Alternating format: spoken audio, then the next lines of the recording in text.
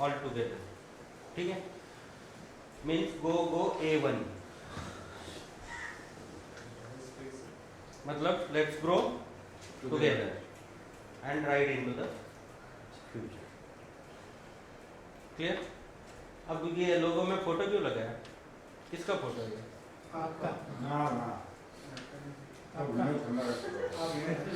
अपना पार्टनर था। Sir photo उन्हीं लोगों का लगता है जिनके पास बड़ा विजन होता है। तो ये भी हमारे विजनरी टेक्नोक्रेट फाउंडर है।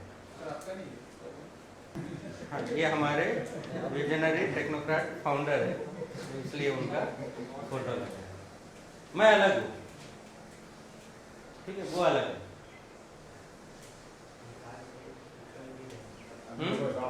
हाँ, मैं तो टेम्पररी हूँ, वो परमानेंट है।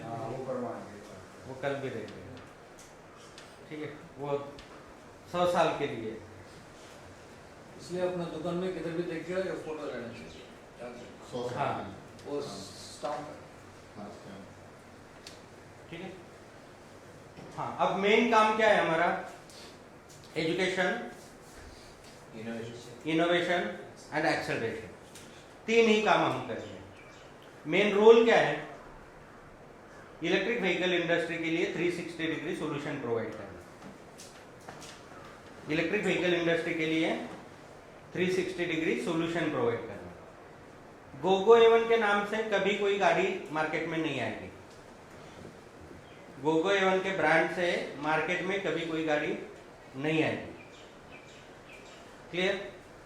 तो गोगो A1 का रोल है इंडस्ट्री को सपोर्ट करना। अभी एक मॉडल लॉन्च करना और इंडस्ट्री को सपोर्ट करना, इसमें डिफरेंस क्या है? जैसे आज मार्केट में बहुत सारे ब्रांड है, नाम बताइए। कदा हीरो है, होंडा है, बजाज है, टाटा है, महिंद्रा है, बराबर है। ये खुद कुछ बनाते हैं?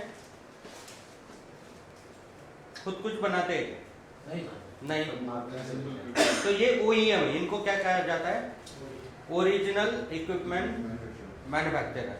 मतलब क्या कि इनके पास कंसेप्ट है, डिजाइन्स है, आइडिया है, ठीक है, और वो एग्जीक्यूशन है।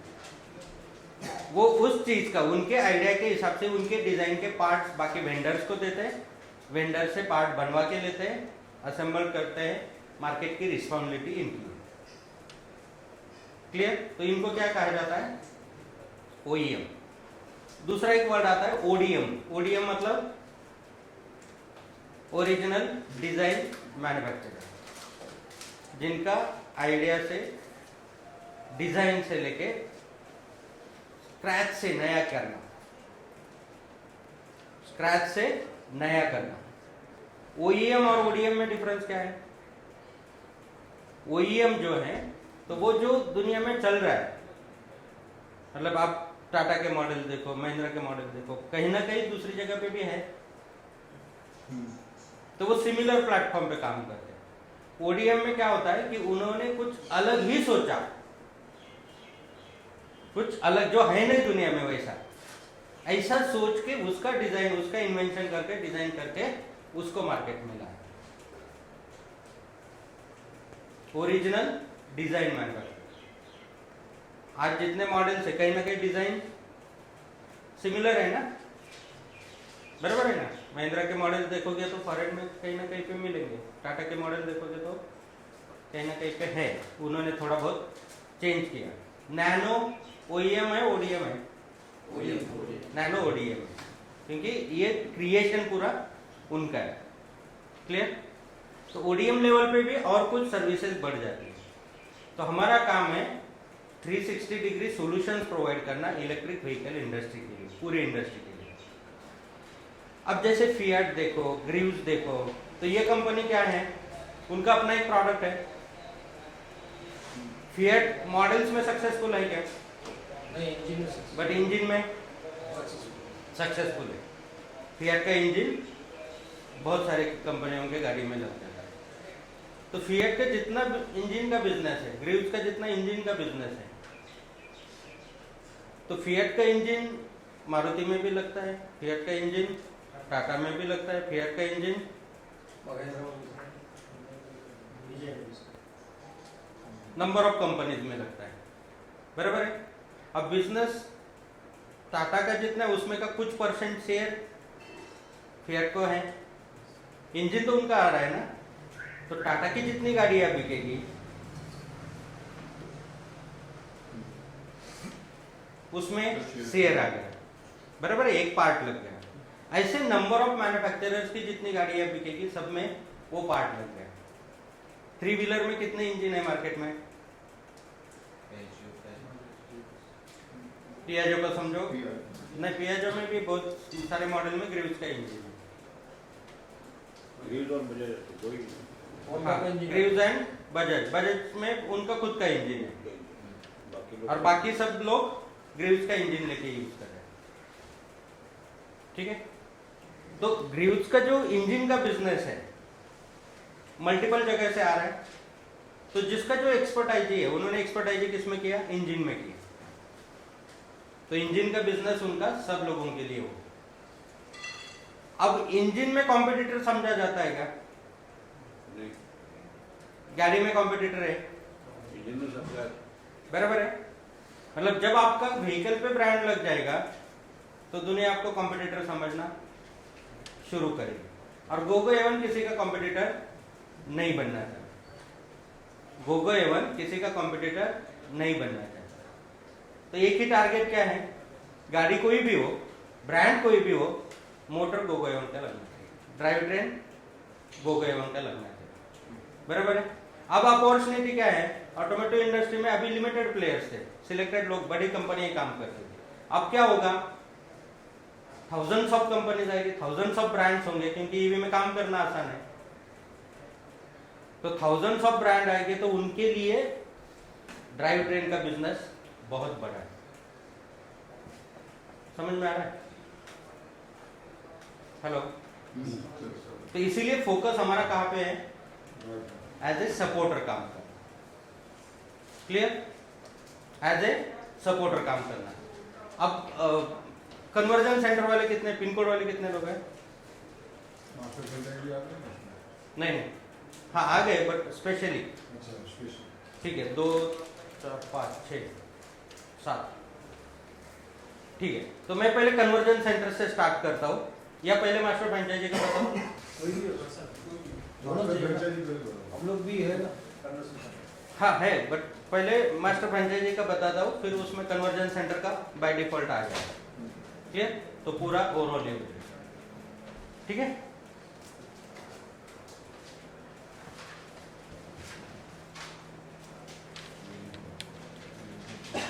अभी gogoevan.com ये ब्रांड है, gogoevan.com ब्रांड है। कंपनी का नाम क्या है? Gogo Avon Motors Private Limited. अभी और अभी लिस्टिंग में जा रहे हैं तो गोगो एवन मोटर्स लिमिटेड। ये नाम बदल जाएगा? नहीं, gogoevan.com ब्रांड है। अच्छा, ब्रांड है। gogoevan.com ब्रांड है, पहले कंपनी था, अब वो ब्रांड हो गया। बट अभी कंपनी का नाम क्या आएगा? Gogo Avon Motors Private Limited. Company का ऑलरेडी नाम है, हाँ, अभी प्राइवेट लिमिटेड के इनवॉइस आपको आएगा तो Gogo Avon Motors Private Limited का आएगा, बट हर जगह पे लिखा हुआ क्या रहेगा? क्लियर? तो ब्रांड gogoevan.com, मतलब हर जगह पे आपको वही लिखा हुआ मिलेगा। ब्रांड के लिए क्या है? gogoevan.com और ये लोगो, ये अपना ब्रांडिंग है। लिस्टिंग के बाद गोगो मोटर्स लिमिटेड, हाँ, गोगो एवन मोटर्स लिमिटेड, नहीं प्राइवेट निकल जाएगा, लिस्टिंग पब्लिक लिमिटेड है, ठीक है। अब मेन काम क्या है? Education, innovation and acceleration.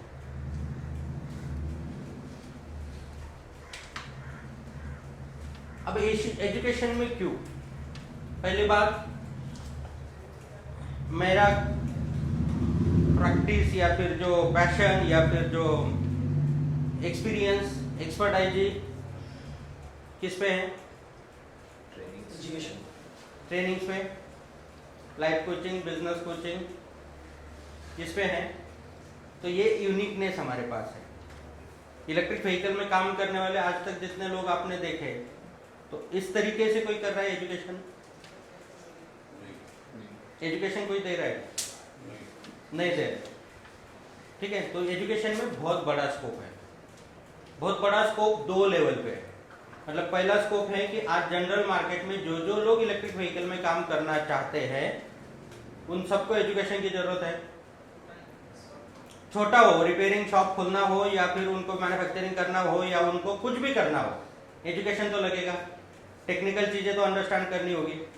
अच्छा, आज के डेट में बिजनेस को डेवलप करने के लिए, बिजनेस को ग्रो करने के लिए कहीं पे कोई एजुकेशनल इंस्टीट्यूट है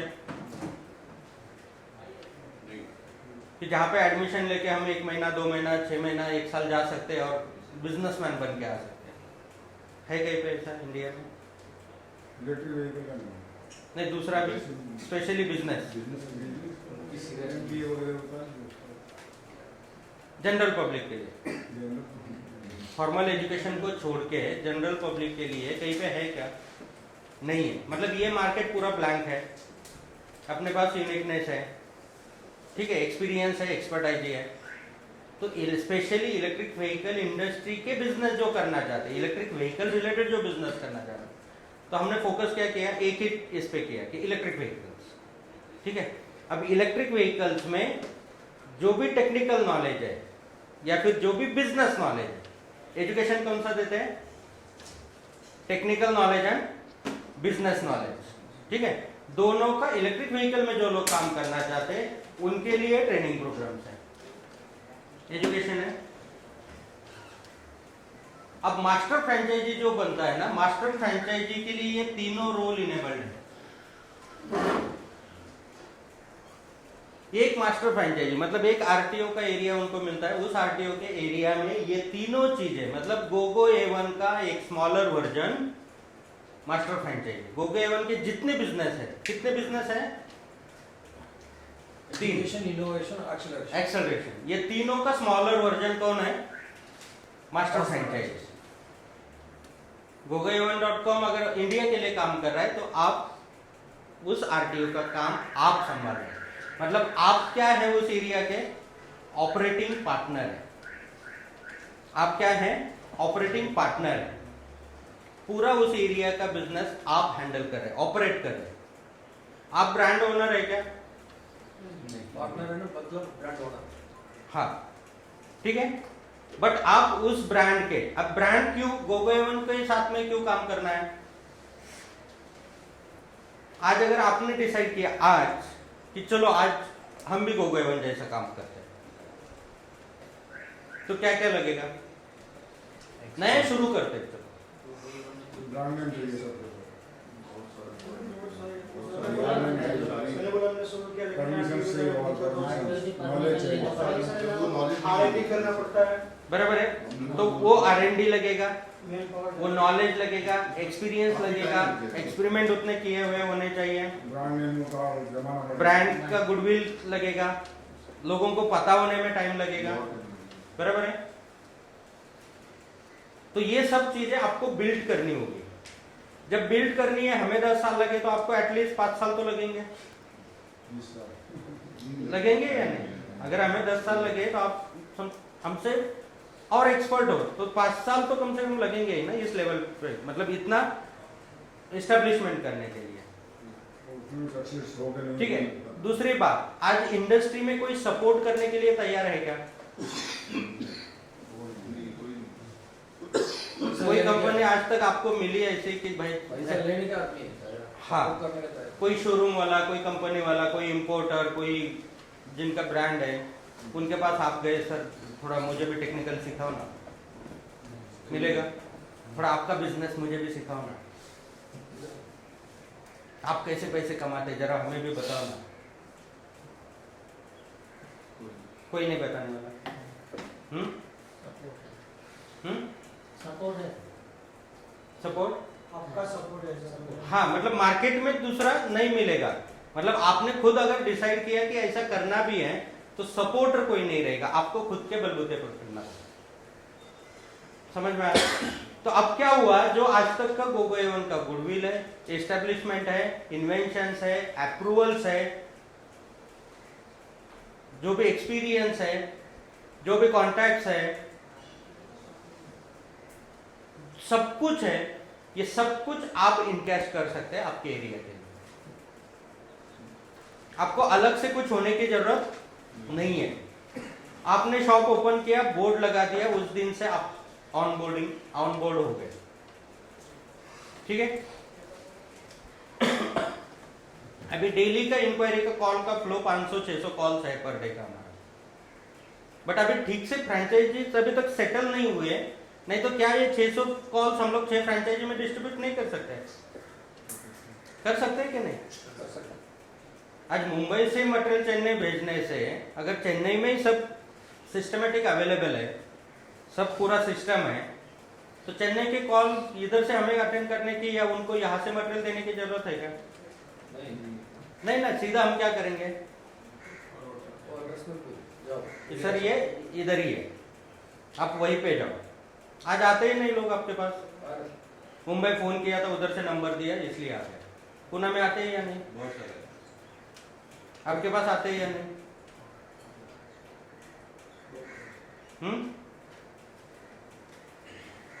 तो जो मास्टर फ्रेंचाइजी मतलब आप ही ओनर हो उस एरिया के, तो उस एरिया का जो भी बिजनेस आ रहा है वो आपने ये हैंडल करना चाहिए।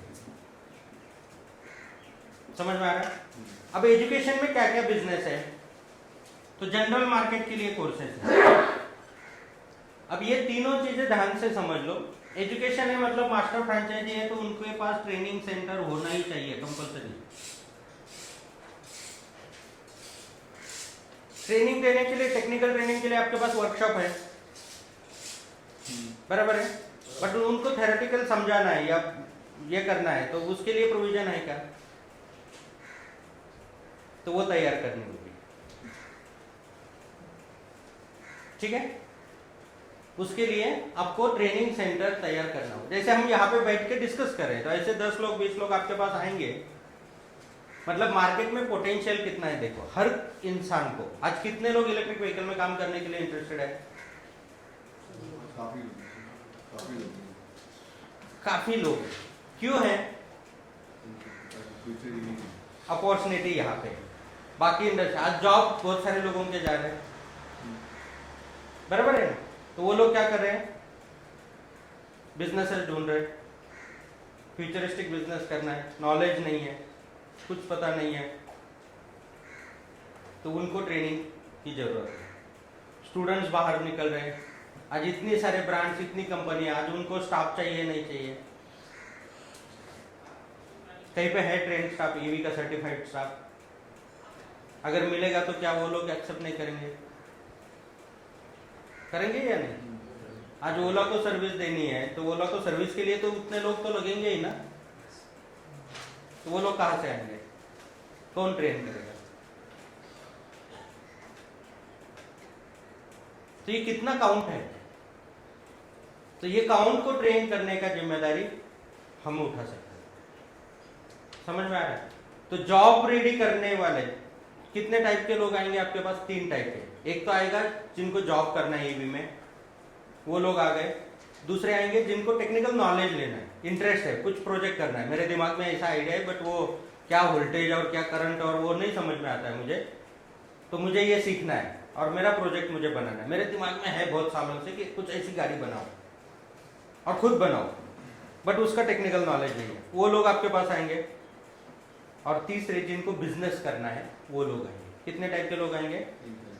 3 तरीके के लोग। ठीक है, ये 3 कितने होंगे आपके एरिया में?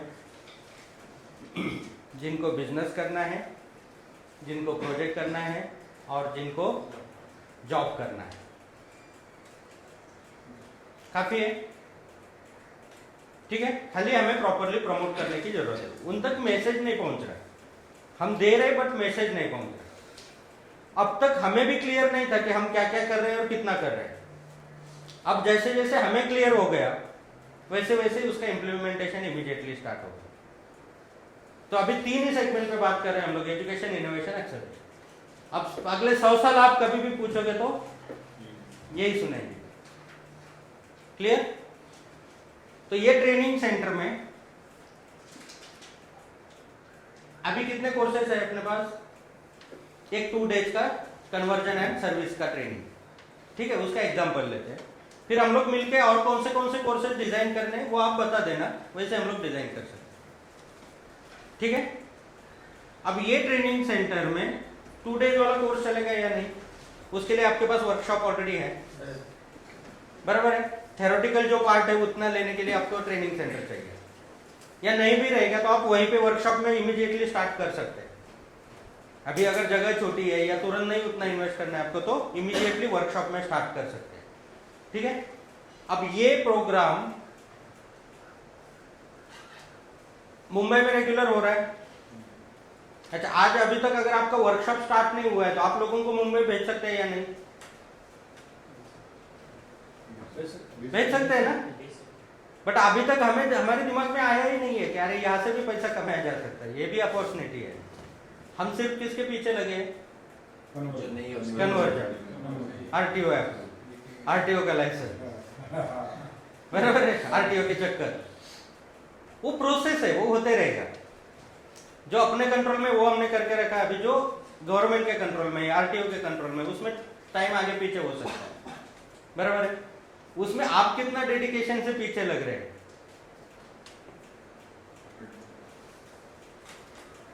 मतलब जयदीप सर गाड़ी रजिस्टर करनी थी तो रोज सुबह उठ के वही काम, गाड़ी लेके आरटीओ ऑफिस में जाके बैठते थे।